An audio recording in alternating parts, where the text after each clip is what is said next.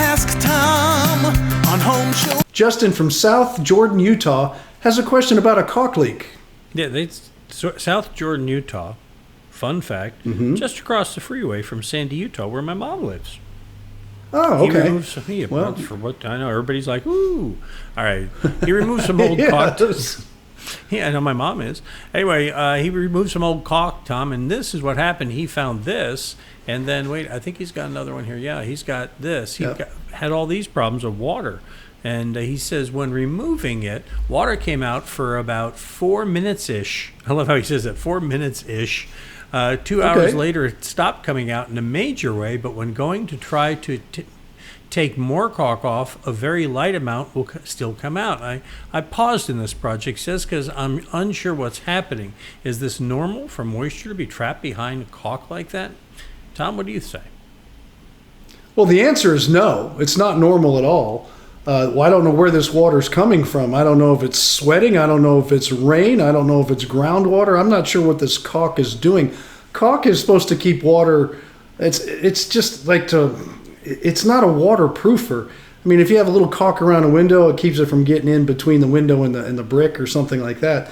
Or if you put it in a shower, it keeps the water from going from the shower behind there. But when you take the caulk out, the water's not supposed to come back. Then you got an issue. So my question here is, why is there water back there? Because that's the big question. It's not the caulk problem. It's something else. The caulk is actually doing its job and holding it in, and unless it's some kind of water basin or something and it's supposed to be doing that, and I know in these pictures it's not, you've got another underlying issue here, and I don't know what it is, but he needs to take a look at it. So that's all I can do with the pictures is say caulking is not a waterproofer. It's a weatherproofer to a point. It'll seal up little gaps and stuff if it's raining to make it, shed down. But if you take caulk out and water starts to appear for four hours or 2 minutes or even 4 minutes, whatever the case may be, you got a problem somewhere, and I'm not sure where it is, but it's worth an investigation for sure. And I do see a lot of water stains on, it looks like sheetrock or something that he's taken the caulk off of. Yeah, I like the 4 minutes-ish. Well, that's a long time when water's dripping, 4 minutes-ish. My kind of guy. So we tell time the same way around here. I wonder, Tom, if this is a case where you say with startling regularity to people that you don't use green rock behind a shower. Yeah, but is this a shower? That's what he said. I thought he said it was a shower, wasn't it? Is caulk around a shower? Well, if there's caulk around the shower, and it has nothing to do with the green rock, there's when removing it. He says it was around. Let's go back because it's in the thing. Recommend. Hang on, where is it here? I didn't see the word shower behind the caulk in my bathroom. He says behind his bathroom. So I'm not sure if it's the shower. I know, and to me this looks like a wall. Okay, let's say it's in the shower and you're taking it out. That means I'm going back to a comment I made. If you have water behind the caulking, then you've got a shower, and whether it's green rock, whether you don't have a pan that is holding back the water, something. There's some reason there's water back there, a plumbing backup that's going up underneath the pan. I don't know, but it is not the caulk problem.